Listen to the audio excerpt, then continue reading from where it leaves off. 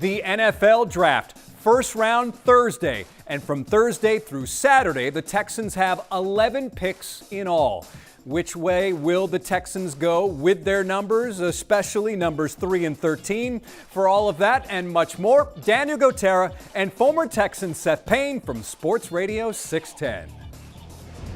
It's great to have Seth Payne back with us. And Seth, let's start with this. Nick Caserio said last week that the reality is probably very few teams are going to want to come up to number 3, just being honest. So let's use a truth meter. How honest is Nick Caserio being when it comes to that number 3 pick?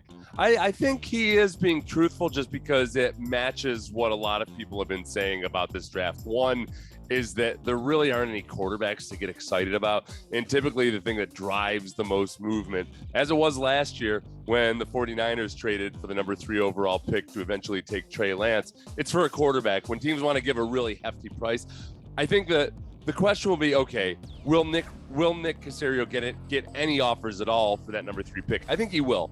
It's just, will they be good enough to move him off of a player that he really likes? I don't think so. So that was a long way of saying I think he's being honest. No offense to Nick Caserio. This is the lying season, and everybody lies. It's okay. It's kind of like being on a reality TV show. What happens in the draft or on Survivor stays in those places. Yeah, I'm with Seth. Just to add on real quick about it is I think this draft has a lot of foundational pieces for a lot of teams, a lot of depth at offensive line, defensive line, DBs. That's not going to cause a lot of teams to really move up. There's not that really star attraction. So I think the Texans will stay at number 3, but Caserio might be right too. I agree with you guys.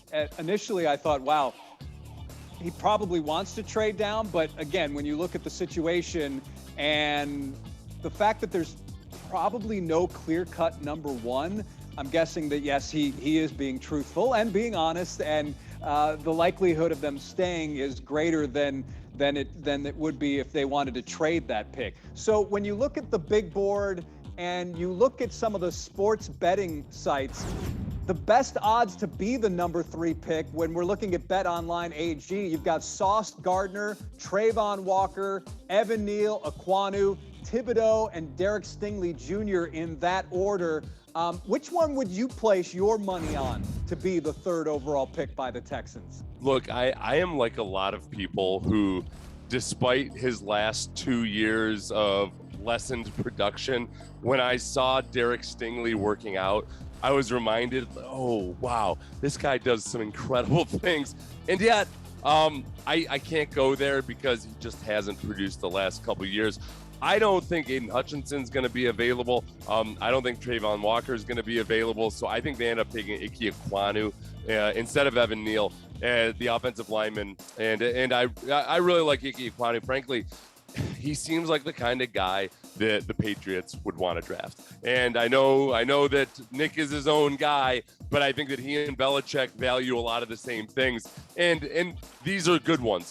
He plays really physical. He's incredibly intelligent. He's very, very mature for his age. And football is important to him. Like all those things that are good. I'm not going to say the Patriots way. I'll say the things that are fundamentally good in a football player.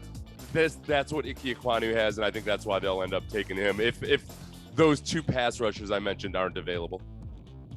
Yeah, I could see them going with the offensive lineman there, but for my money, especially since Lovey's now the head coach, I like a defensive option at 3. I like offense, and I like those foundational pieces like I talked about, but I feel like offensive line, it might not be the best offensive line, but you can get a really good offensive lineman at 13, especially in a draft like this. I like Thibodeau out of Oregon. I think he's a good, solid player, especially up front, that you can really build that defensive line. And I think whatever pieces they decide to pick, I think they need to go offensive line and defensive line, whatever order you want to do, because I think building a football team starts from within, building out, in my opinion. My money would be on one of the offensive linemen. I'm going to go Aquanu because you said it, Seth. Is he versatile though? I mean, that seems to be a big thing with Nick and this crew is you need versatility as well. Yeah, I know, and I know versatility became a dirty word because it seems like Bill O'Brien always loved to try to make guys versatile, and they ended up being really versatile at being poor at a lot of positions, which is good. That's versatile. When you can play multiple positions poorly, that's great.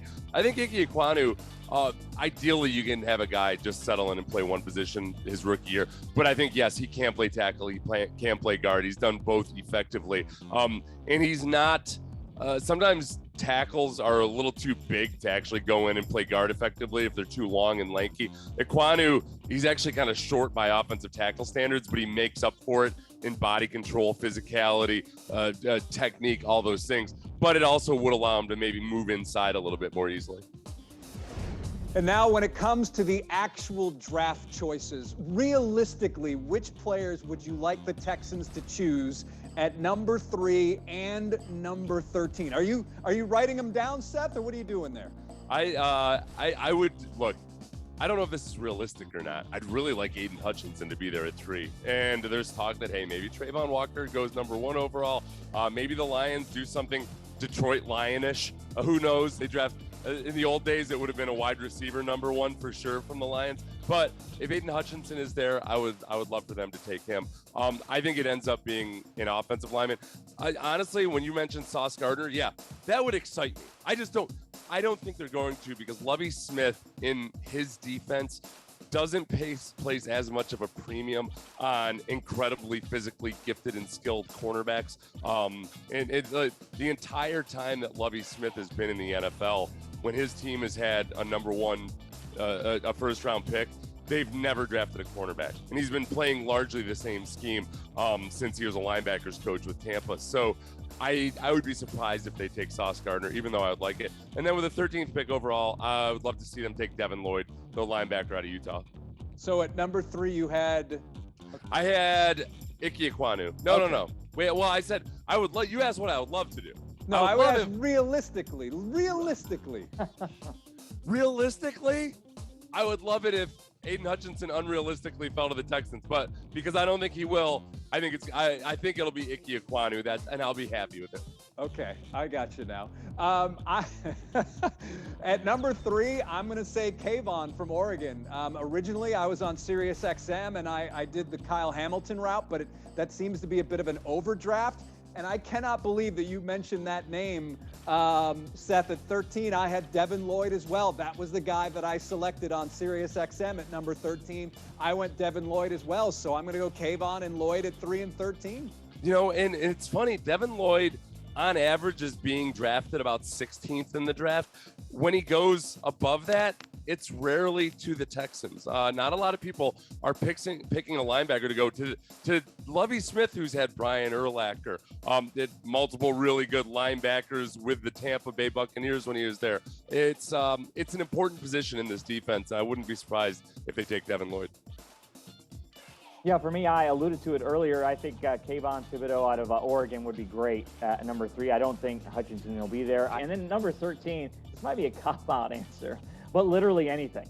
Right, and anything at this point. You could pinpoint a guy, you guys did, but I mean, I think maybe offensive lineman, and I'm not sure who could fall at that point.